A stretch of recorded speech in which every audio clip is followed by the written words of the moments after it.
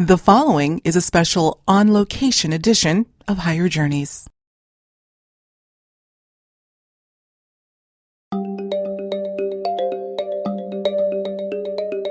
UFO disclosure, crop circles, discarnate voices, alien abduction, ET human hybrids. What is the common element that connects all of these phenomena? According to veteran UFO researcher Grant Cameron, it's consciousness, pure and simple.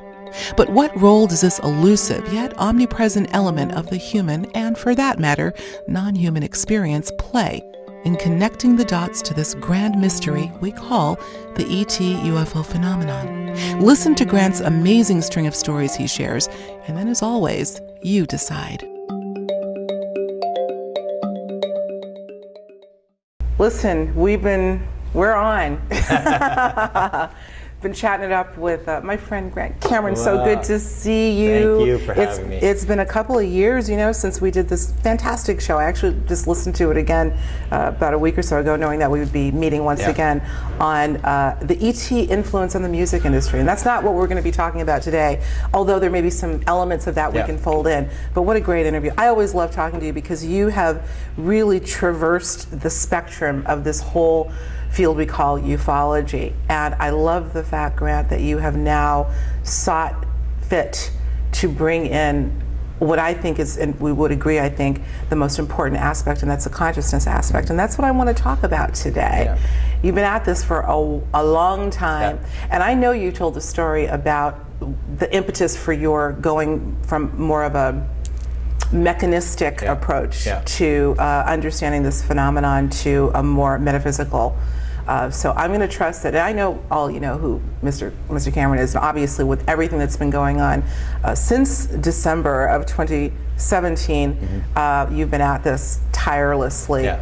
But again, I really would like to take a shift in direction on the consciousness aspect. So maybe give a thumbnail about, and you just, by the way, gave a great talk that I got to introduce Grant's wonderful talk on, and it had to do with what I call the D word, disclosure, but consciousness seems to be a constant for you in the message that you're conveying to your audience. Yeah. How did this all happen? Well, it's been a long road, and as I say in my career, there's very little that I think I actually chose to do. It's been these sort of synchronistic events, being pulled down one rabbit hole after another. I didn't ever choose to have a UFO sighting. I was into paranormal phenomena when it started in 1975. I was interested in Edgar Cayce. I'd done a study on dying patients in hospitals. Oh. Do they ever have people come to visit them before they die, to take them over? Does anybody ever predict their death? Did anybody have near-death experiences? And this is when near-death experiences first came out. Yes. So I looked at all these bizarre aspects. So I was into bizarre stuff. But I can never remember having thought about ETs, extraterrestrials, anything like that. And then what happens is there's a town that's having these sightings. And where was this? This is Carmen, Manitoba, Canada. In Canada, And it was viral. It was like this news media was talking about it all the time. And it was about 35 miles out of my city. I live in Winnipeg. And so I said to my friends, let's go see what they're looking at. And we didn't go. We didn't go for 3 months. And then the local TV crew caught this thing on the ground. And when this went on TV, I said, come on, let's go. And so we went out there, and I always describe it. It was like buying the lottery ticket, knowing there's a chance you can win, but you're not going to win. You're not going to see anything. Everybody else can see it, but we're going to go. We're not going to see anything. We were there for an hour. Nothing happened. My friend said, we'll drive back into the town, Carmen, one more time. If we don't see anything, let's go home. I said, fantastic. It's been a total waste of time. We turned the car to go back in, and it appears from the left to the right. It's an object, it's plasma, it's pulsing, it's like it's alive, it's red, it's bouncing up and down, it's very low to the ground, coming right in front of the car. This is not a light in the sky, it's pretty close into the car.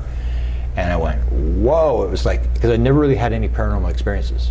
And so this was like the first one. It was like, oh, there is actually weird stuff. I mean, I read Edgar Cayce, I'd read all the weird stuff, but I'd never actually experienced it. So I was sort of floored, took all my friends out 2 nights later. They went home after an hour. They said, this is a waste of time. They're going home. And they took off. I said, no, you got to see this. It'll change your life. This is unbelievable. They went home, and about 15 minutes later, this thing jumping around the sky, bouncing around the sky, and as it bounced around, it came closer and closer. Those flashes got closer and closer, and suddenly it was the same object I'd seen the first night, and it was coming right at me. It was the second it was flying right at us. And it was down low, and I was like looking at this thing, and it made the turn, flew off, and I'm watching like, what are they doing? I couldn't figure out like, what's this all about? But I was hooked. I mean, as I said, I drank the Kool-Aid. I mean, I was into this thing. And then when I tried to publish a book, which finally got published, called Charlie Red Star, nobody would publish it. And the one woman said to me, Mr. Cameron, you may believe in this kind of stuff. Count me among the unbelievers. And it was so... Among the unbelievers. Yeah. Count me. Okay, yeah. And so it sort of shocked me. I said, well, sighting is a waste of time. So all I was interested in that point was, who knew somebody must know what that thing was. I don't really know that much. I'm just a little guy in Canada. Somebody's got to know. And that's when I started on this pursuit. I went after the Canadian government. I found out, synchronistically, a guy who worked in my father's office. My father was a pilot for the Canadian government. And they did inspections of runways and stuff like this. So there was a radar tech in his office who'd had a UFO sighting. He said, Ernie Epp wants to talk to you. He's had a UFO sighting. I said, okay. I listened to the sighting. It's just an ordinary sighting. And then synchronistically, he said, oh, if you really want to know what's going on with UFOs, you should study what the Canadian government was doing in the 1950s. I used to work for the guy.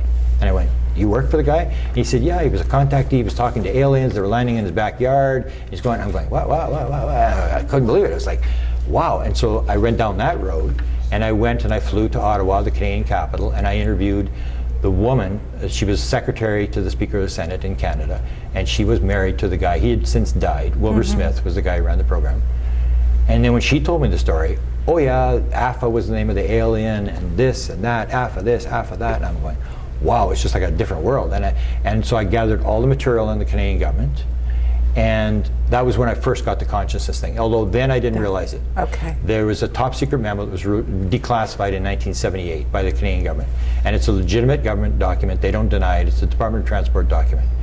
And in that document, Wilbur Smith is very much into the UFO phenomena. He goes to the Americans in 1950, and he goes through classified channels, and he asks the American officials, what's the deal with flying saucers? And that's when he comes back. He writes this top secret memo to his boss at the Department of Transport, the Deputy Minister of the Department of Transport, and he said, we were told by American officials, flying saucers exist. It's the most highly classified subject in the United States. There's a small group headed by Dr. Vannevar Bush who are trying to figure out what's going on. It's of tremendous significance to the Americans. And then what would happen 30 years later, the next line of the document would pop into my head. The next line of the document says, and we were also told by American officials that other things might be associated with the flying saucers, such as mental phenomena. Later on, I found out that they were doing automatic writing. Wilbur Smith was talking to this alien over. He had developed a radar, or a radio system where he could sort of interact with them. He was using contactees. He was talking to them about what messages they were getting, and he was very much into this thing. And he dies. So that story led me to the former president of Penn State University. And he had 14 honorary doctorate degrees. He was the co-developer of the homing torpedo during World War II. He was chairman of the board of the biggest military think tank in the country. And he had sort of been identified as being involved with passing this material to the Canadians.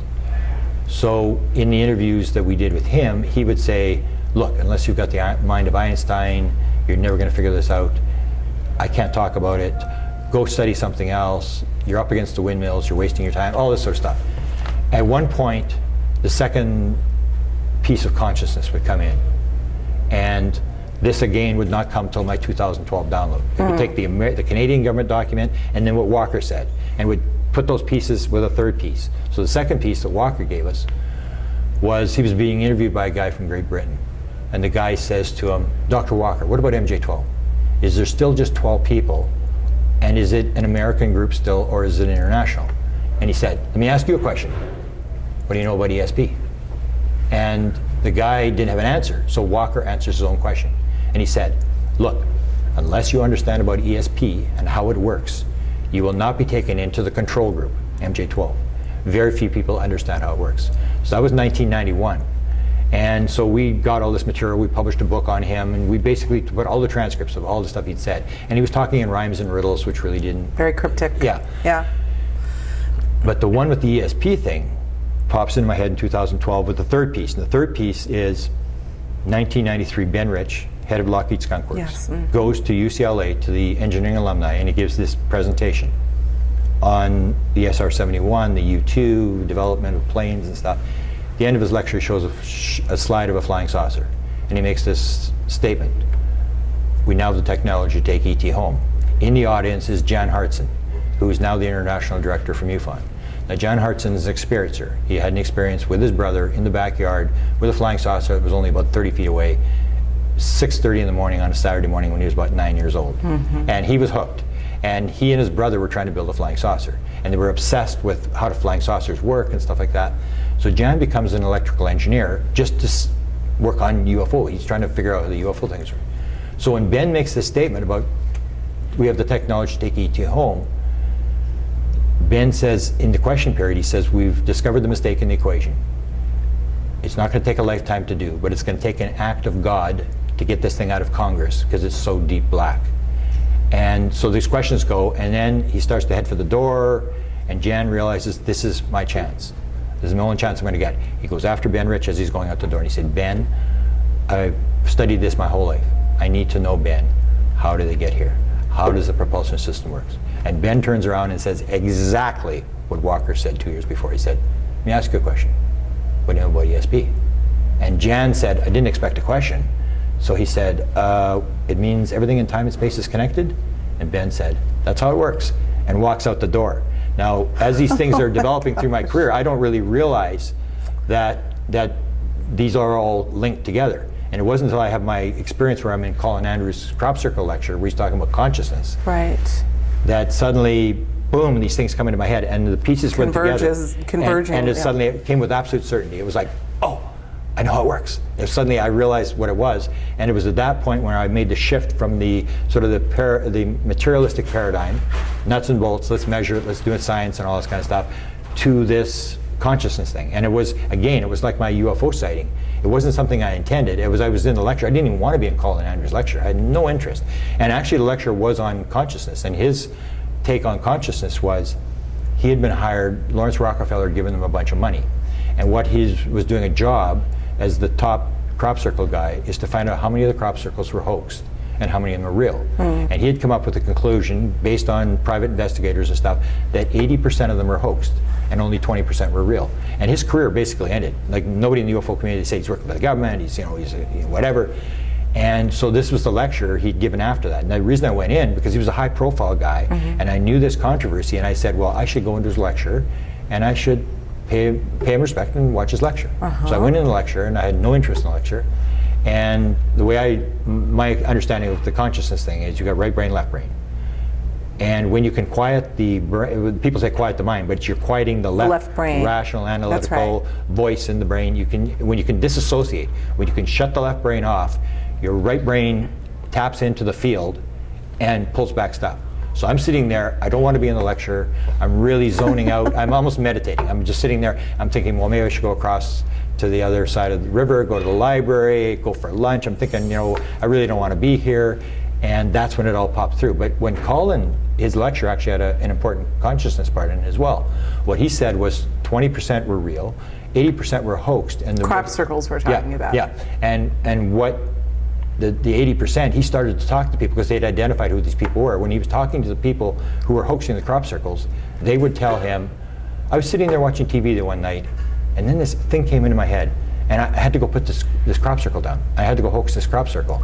And the one example he shows where the guy goes to do the crop circle, he gets this idea in his head, and there's women meditating in the field, the same pattern. And they're there in the field while he's doing it. They don't see him.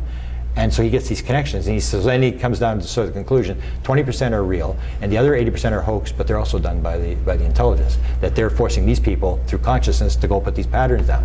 So there was this consciousness. Okay, all right, let's slow down. We're getting a lot of information. This was a big one right here. I want you to repeat that. We're talking about the majority of the crop, this theory that the majority of the crop circles maybe still that we're seeing are hoax, 80%, 20% are authentic, and maybe we can go into, now we're going to take this from, it's all about consciousness, but we'll take, I want to stay on the crop circle thing, but I want you to say again, Gran, what you said about the motivation for the hoaxes. That's huge. Yeah. That there's some sort of a technology that's being used to not incent, but encourage people to create the crop circles. Yeah. That was his impression, was based after talking to these people, that they were being driven, motivated. The aliens were just using a different way to do the crop circle. They were using these people through their consciousness, by controlling their consciousness, to put down a certain pattern. And that when he talked to these people, there was so many of them that would tell these stories about, I don't know why I did that, but I just came into my head and I went and I put this crop circle down. And so they're hoaxed, but they're also still very meaningful. Would this include, I always get this wrong, is it Dan and Dave?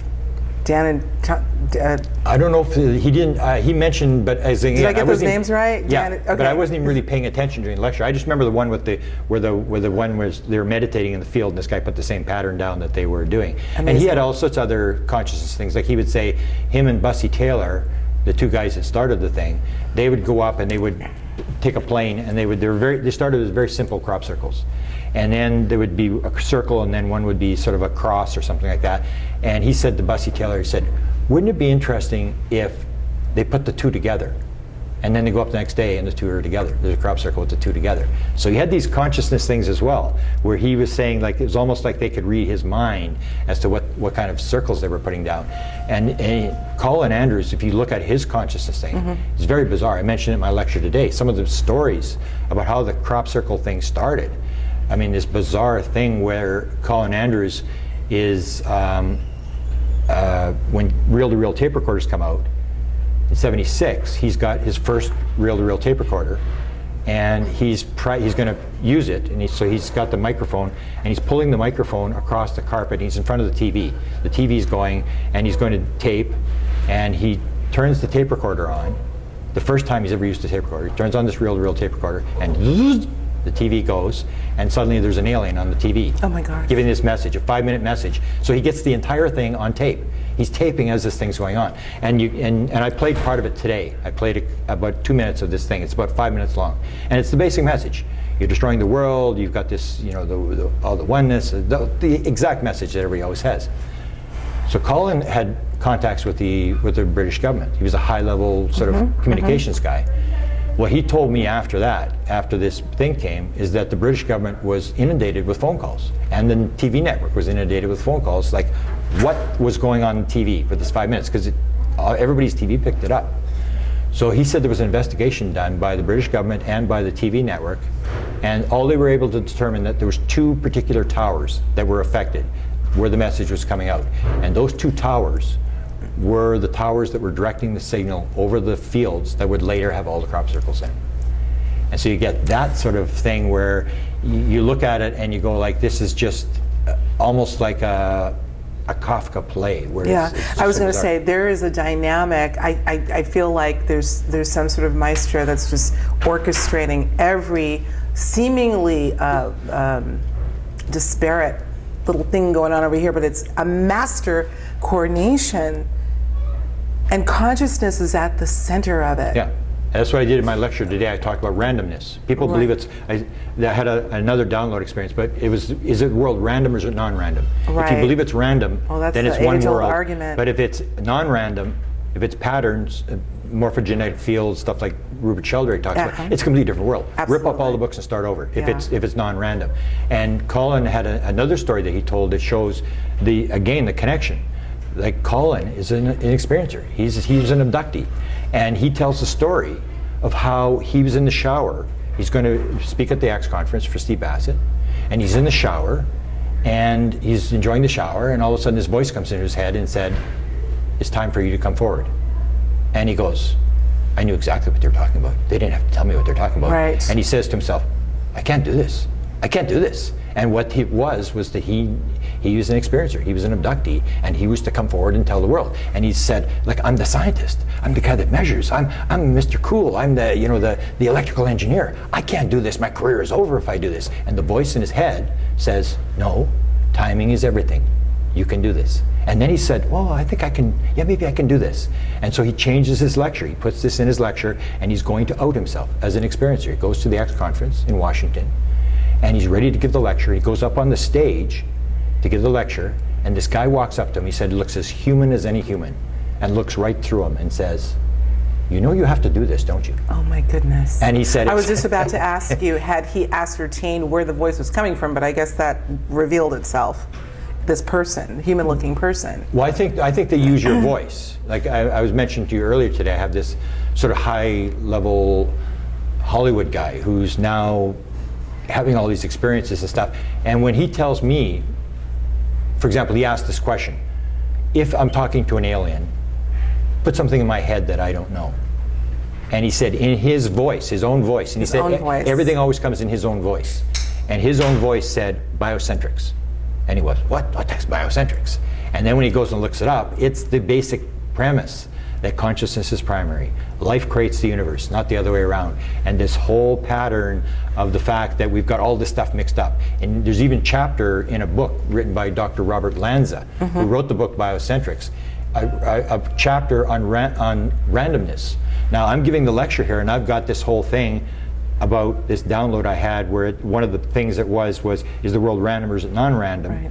And suddenly I'm on the plane flying here, and here this guy who was the first guy to clone an extinct species, identified by Time magazine as one of the top 100 people in the world, influential people in the world. I just saw that headline. And so this guy writes in his book, he's got a chapter on randomness, destroying the idea that everything is random. And I'm thinking, like, this is just so bizarre. I've got it in my lecture, and I'm on the plane, and I'm writing and reading this whole thing. So let's talk about synchronicity for a minute, because you can imagine we've been chatting it up since we haven't caught it for a couple of years, and we were talking offline about the synchronicity of number patterns that people are noticing. But I would dare say that the phenomenon of synchronicity in general, case in point yours, is increasing exponentially for so many people. What role, and this is kind of a big question, but what role, why now? And what's the significance of synchronicity being so prominent in people's lives right now, and how it relates to consciousness? Well, I think it's got to do with your level of consciousness. If you're at a higher level, I think you're going to get more synchronicities, whereas the average person wouldn't notice it or think it's significant. And so we're sort of at that level where we see these sort of things and we realize this is significant. The other person say, nah, but we sort of brushing it off as coincidence, refusing to see the patterns. And when you hear enough stories, when you're around in the UFO community or the paranormal community, you hear these stories, and then you start to realize, this stuff is actually going on. It is absolutely. And there were, even just without numbers, I told a story today at a lecture about the Allagash abduction experience. The synchronicities that are involved in this, and they say, you think this is random, listen to this story. So the Allagash guys, there's 4 musicians, they're all artists, and they're young, they're teenagers, they go to the Allagash water system in Maine, they're there, they get abducted, they don't know they're abducted, they see this, they build a big fire, they go out onto the lake in the middle of the night, and this object appears, they flash a light at the object, it starts chasing them, they're racing along trying to get away, and the next thing they remember, they're pulling up and the campfire is gone, it's all burnt out. And they go to bed, it's the old deal, they don't really talk to each other, they just, as if nothing has happened. 12 years later, nobody realizes anything happened, just something weird, the fire was gone or whatever. They don't know they've been abducted. 12 years later, the one guy has a very serious injury, falls through a floor. He's very badly damaged, his back, he's got brain injury, whatever. And he's gotten a lot of medical treatment, and he can't sleep. And he's in a Boston hospital, and he's there, and he's lying on the bed, and he said he's all wired up. They're trying to figure out why he can't sleep. He's all wired up. So he says to the nurse, I need something to read. Go get me something from the bookstore. So she goes down, and guess what she brings him? The book Communion. So they bring him the book Communion. He totally freaks out. And I say, this is one of the triggers that the intelligence has used. And I say, if you don't believe that, all you have to do is go to Amazon.com and look at where the book Communion is being sold, and look at the comments. And people will say, when I saw that book, I knew I was abducted. He got 200,000 letters from people. That I had one woman that had a 1-year-old baby. She said when she saw the cover of that book, she just dropped her kid. And it was like, that triggered all these people. And even the title, I'm not sure about the picture. I always wanted to ask Whitley whether that was true. But the title for sure was changed. He was going to call it Body Pain, because it was a very sort of traumatic body pain. It was a very traumatic story for Whitley. Yes, I know. And in the middle of the night, Anne, his wife, starts channeling. She starts talking in this voice that's not her voice. And it says, no, we won't call it body pain. we will call it communion. Isn't that, here we go again with the voice. That's what it is. It's a communion. Yeah. So they changed the name on the cover. So you have all these people activated. So this guy sees his book, he freaks out, he's freaking out, and they call a psychiatrist. And the psychiatrist comes in and he says, what's the deal? Now the psychiatrist happens to be an associate of John Mack. Aha. Oh, So the guy, he said, oh, they remind me of these dreams I'm having. This face reminds me of the dreams I'm having. And he says, well, Ray Fowler, who's an abductee researcher, happens to be coming to town in 2 weeks. Happens to be, and, of course. And you can meet with him. So they meet him with, and Fowler doesn't really want to do the case until he hears that this guy is a twin. And he goes, oh, I'm interested in twins doing this whole abduction thing. He takes on the case. And then he regresses them all, and they all find out they've been regressed, and then they start telling the story of what happened. Okay. And you get these bizarre synchronicities that happen all over the place, that you know, just bizarre, that most people would never realize. There's one I'm thinking of with music. I'm trying to think who the musician was that, okay, I know it's, there's a story told by Bono. Bono is going to England, he's playing at Wembley Stadium. And he can't sleep the night before, and he's playing this tape called Blue Velvet. Yeah. It's a movie, and in the thing, Roy Orbison sings a song called In Dreams. And it's a song he got in a dream. So Roy Orbison's actually singing the song in this movie. And these guys are playing, and Roy Orbison's singing whatever. And so Bono can't sleep, and he's got this thing looped, and he's watching this thing over and over again. And finally, late in the morning, he falls asleep. And he gets this song in his head. And he wakes up and he goes, wow, that's like a Roy Orbison song. And then he's thinking, wow, that's pretty good. So he goes to Wembley Stadium before the concert, and he's gonna play it for his guys. He said, this is what it sounds like, whatever. And they say, yeah, it's pretty good. You should do that song. So he plays the concert. He goes to the dressing room after the concert, and he's trying to work on this song. He's trying to get this song down before he forgets it. There's a knock on the door. His security's there. And they say, Roy Orbison's here from America, and he wants to talk to you. He came to your concert, and he went, Roy Orbison's here? And he says, yeah, Roy Orbison's here. So Roy Orbison comes in, and Roy says, I loved your concert. It's fantastic. I'd love to play with you guys sometime. Do you happen to have a song I could do? And Bono says, I haven't got one this morning. As a matter of fact. So those kind of bizarre synchronicities, it's like, you can't make that stuff up. I think this conversation is turning into the predominance of synchronicity and how we can learn from it. I think we're going to need to do another show on, well, I mean, it's all connected. It's all connected. That's what my publishing company's called. It's all connected. It's all connected. There's nothing that cannot be.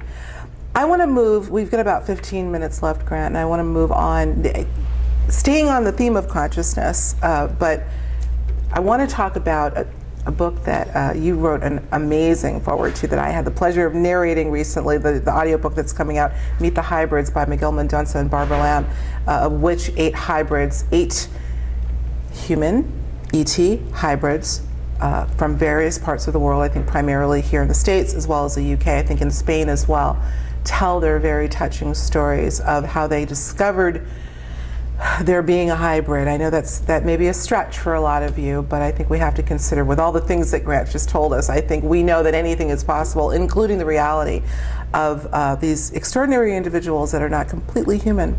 But I want to quote you in the foreword, because it was short but very succinct in your message. We're kind of shifting now, I suppose, to this I call the D word, disclosure. And because you are now synonymous with the work, particularly with what's happened since last December, everyone has disclosure. People that are focused in this field have disclosure on their mind. But you say, based on Meet the Hybrids, that, I'm going to quote you, these hybrid stories will be the most important stories to be told in the 21st century. And I want to get your thoughts on that. Now, we're not leaving the consciousness thing, because I think we were overwhelmed by reading this book or reading this manuscript initially and understanding that consciousness was the common theme in these hybrid stories, yes? Mm-hmm. Why will these stories be the most important told in the 21st century, in your opinion? It would be hybrids and experiencer people. Because, yes, of course. Because what happens is that because we live in the material paradigm, Everybody wants to measure things. They want to see things. So people spend their time like looking at lights in the sky or videos and that sort of stuff. And basically, all that will tell you is something's going on and we probably didn't build it. That's all it's going to tell you. It's not going to tell you. It's like you see like a clear flying saucer 100 yards away and it flies by. Where'd it come from? What's the message? Why is it here? I mean, that doesn't tell you anything. It's not until you actually talk to the people who are interacting with the phenomena. And there's no doubt that there are, 2%, 5%, lots of people are interacting with whatever this phenomena is, whatever Absolutely. this intelligence is. And what I say is you have to talk to these people. You have to interact with these people because they're the ones that, when they start telling you that 42% of them have mathematical, technical, or scientific material in their head that they did not learn. Yes. When you get 40% of them say at one point during their experience, they knew the answer to everything in the universe. Absolutely. You start looking at it and you say, and what people in the other part, the material paradigm will say, oh, they just believe. I mean, they just believe. They think they're talking to an alien. They're not really talking to an alien. They're not really not a hybrid or whatever.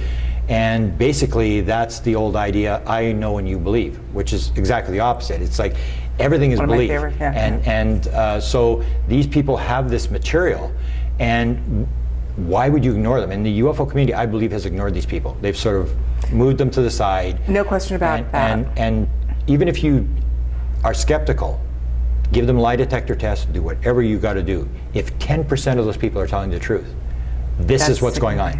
They're the ones that are talking. They're the ones that are, whatever this intelligence is doing, who these people are, whether they're hybrids or just having an experience, whatever, this is the only way you're going to get, and I call it, so it's almost like the Rosetta Stone. You've got to go through these people. They have this mental connection with it. They'll bring in the consciousness aspect. They'll explain what that's all about. They'll explain what the message is, whether it's nuclear weapons, whether it's environmental, all this sort of stuff. And you can weed through it. And there's thousands of these people who have filled out surveys of 675 That's questions. right. And we know that FREE, the Foundation for Research into Extraterrestrial Encounters, is one of those that's collected stunning data in that regard. Yeah. So there's something going on here. And this has to bring me, this almost brings us full circle, Grant, because when we began the conversation, you were telling the story about how the American government informed the Canadian government, and obviously in a larger way, I'm just bringing it down to the bottom line, that flying saucers are about mental phenomena. It's about mental phenomena, and it's not about metal craft using traditional propulsion methods to get from here to there. Ergo, it's consciousness. And when you think about all of the measures that we can imagine that have been taken to hide the reality of this phenomenon from the masses, it makes me wonder, what is it that they want to hide? The enormity of what consciousness is and the fact that we're all connected to it? That could be part. I think the bottom line is that the people who are doing most, in order to do, if you're in the government, in order to do the research, you need money. And the only people that have the money or the interest are military people who see this as a threat. So you see it as a threat. So if you say go to the Department of Agriculture, they'll go, get out of here. I don't care if there's intelligence coming here. Any department, and nobody's really interested except for the military because they can weaponize it, and that's the scary part. Is yes. Almost like the 1950s, this top secret memo, 60 miles down the road, 6 months later. I think it was 6 months later, after that memo was written, that's when MK Ultra started at McGill University in Montreal. Interesting. And so when I see the MK Ultra stuff, I don't see them as trying to drug people and do all this sort of stuff. What they're trying to do is they're trying to figure out, how does this consciousness thing work? Because I believe, and I'm just guessing, that where the mental phenomena thing came from in the top secret memo, how did the Americans know in 1950? Because there's no aliens, there's no contactees, there was no abductees, there was nobody. How did they know? And it may have been because they had a live alien at Roswell, New Mexico. So if you have the alien at Roswell, New Mexico, and it's talking in people's heads, they go like, whoa, could we weaponize this? Could we use this for intelligence? Always about weaponizing. And so that's where the money comes from, and that's why I think it always goes to the military, because they're the only ones that will fund the programs. Because it takes a lot of money to run these programs, whether it's intelligence doing MK Ultra or whether it's military trying to weaponize it. And that's why I say the UFO community, you may be scared of it. Let me absolutely guarantee you they're going to weaponize it. That's what it's all about. That's the way it's worked since World War II. The military developed it like GPS. You develop it for the military, then you spin it off into the public. And it's always worked that way, so that's the way it's going to continue to work. I don't really think there's anything we can do to stop them. They maybe already have weaponized this type of material. So that's the way they see it. But that's the onus is on us to tell the other side of the story, to get the spiritual implications of this thing, the consciousness thing, and counter that thing. I can't really stop them from doing whatever they're going to do. They have the money, they have the power, but we have power to get the message out. Always do. Yeah. What's the feeling that you're getting? Because you've really been rocking this consciousness, and I don't mean to belittle it at all. It's the biggest aspect to me as well.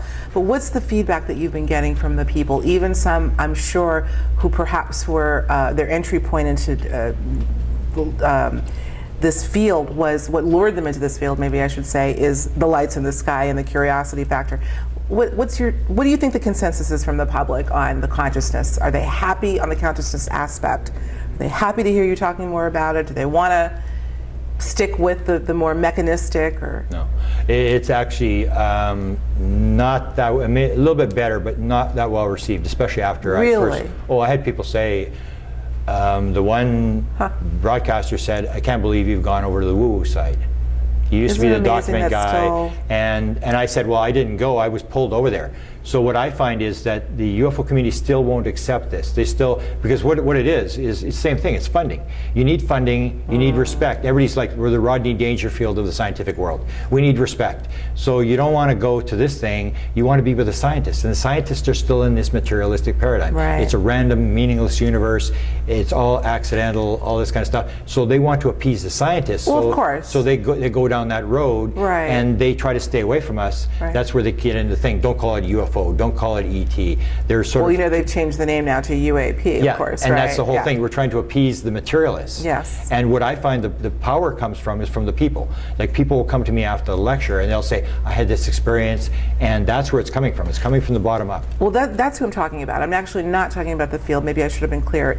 The people in the field of ufology, but rather the lay people that maybe their interest initially that brought them in was the more mechanistic, but what was the consensus that you got from the people in the audience today, as an example? Because I know the consciousness aspect was sort of threaded throughout your talk. Yeah. What kind of feedback are you getting from the lay people about that? Well, it'll be the people who have had the experiences, who have never talked about it, and will come forward. Who've never talked about it. And I actually started a group, and I don't run it any longer, but I have started a group. It was called Experiencers Anonymous, where you provide a platform. And if you've ever been to UFO Congress, they used to have the experiencer sessions, and they always have them at 8 o'clock in the morning, so nobody can see them go in there. They're out by 9 o'clock in the morning, and that sort of thing. And there used to be, 20 people. Now it's like 150. There's 2 rooms. You have to have 2 moderators to run this thing. And these people are in there, and they're opening up, and you have more and more people opening up. And that's where this consciousness thing, the more we talk about it, the more acceptable it becomes for people to say, I've had this experience. They're doing it in the groups now. I say we're no different than any other social or political movement. Mm-hmm. It's almost like we're gays in the closet of the 1960s. Mm-hmm. And as more and more people come forward, it goes up, and you're going to get to a point where suddenly the consciousness is to a point where everybody's going to go, oh, yeah, I've heard those stories about people telepathic. I know all that stuff. It's going to become old hat. It's not like you're a crazy person anymore. But it takes that sort of thing. So I don't really think that we need any special attention. We just need to talk about it as much as we can. Absolutely. Raise it up. Because I don't think we're any different. It's sort of like we want somebody to do something for us. So whether it was African American rights or civil rights or gays or whatever it is, those people have to move this thing up. This is our job. This is what we're here to do. No doubt. And that when you get it to a certain point, then everybody will jump on the bandwagon. And that's what Stephen Greer was told and Fox were told when they went up on the Hill to try to get congressmen and senators. The one congressman, I think he told Greer, he said, we need some backing. We need you to give us some backing if we're to come. We agree with you. You get the parade going, and when you get the parade going, we'll lead the parade. And that's what it comes down to. Is like everybody's sort of afraid to be there, but as it goes along, it becomes more and more acceptable to talk about it. Even in the UFO community, many people are now talking about consciousness. They're using the word, but they're not still there yet. There's only a couple of us that are sort of in that world, but I think the time will come, and I don't think we're any different than anything else. I have a job to do what I can to raise the consciousness, and I implore the people who come to me out of the audience to say, have you written your story down? Have you written it down? Because Yes. you may think you're crazy or whatever, but 500 years from now, your great-great-great-grandchildren will say, that was my grandmother, that was my grandfather, that was, and this is, people got to realize that if you understand the consciousness aspect, the idea that this is not just ETs, that this has got to do with how reality works. We are in the Super Bowl of all stories. Agreed. And people have to realize you didn't get to, as I always tell the story, you didn't get to be an untouchable in the streets of Calcutta and spend your days in a junkyard looking for something valuable enough to sell for food for tomorrow. You got to play in the Super Bowl, and you better realize you're in the Super Bowl and that this is this magnificent story, and you've got a role, you've got something to do, and get busy. You may be the water boy, you may be the quarterback, you're in the stadium. You should realize you're in the stadium instead of whining about, oh, it's not going well, or this is not, you're in the game, you have a role, especially if it's multiple lives. If it's one life, it's one thing. If it's multiple lives, then you agreed to come in here and do something. And all you have to do is worry about is, I was born, I'm going to die, and when I die, I'm a big fan of Michael Newton, did the 7,000 regressions. You only get asked one question. How did it work out? How did it work Because you planned it. And you're not going to be able to stand up there and say, oh, I would have done something. If there had been disclosure, I would have done something. I mean, if the president had done something, I would have done something. If my mother-in-law hadn't, got me upset. If the dog ate my homework, and they're going to go, time out, time out. It's about you. What did you do? So all I say to people is, all you have to worry about it is I came into this world to do something. When I leave, I'm going to be asked, how did it work out? All you got to do is figure out, why am I here? And what am I supposed to be doing? And am I doing it? Forget about what everybody else is doing. It's about me. It's about what is my contribution. I'm in the Super Bowl trying to figure out what am I supposed to do and do it. I love that analogy. We are in the Super Bowl. Yeah. And it has gone into overtime for sure. I think it's best to end on that note so we can kind of marinate in that. That is a fantastic analogy. There is a game aspect too, I suppose we could get into, but we'll have to save that for another time. Beautiful. People need to go to presidentialufo.com.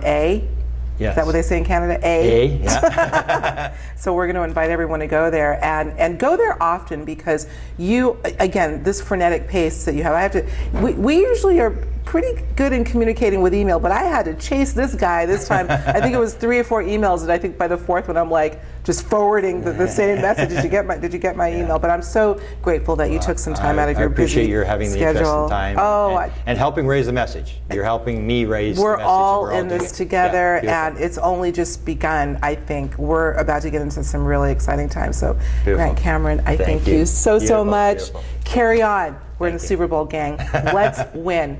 Okay. Thanks, everyone. Take care.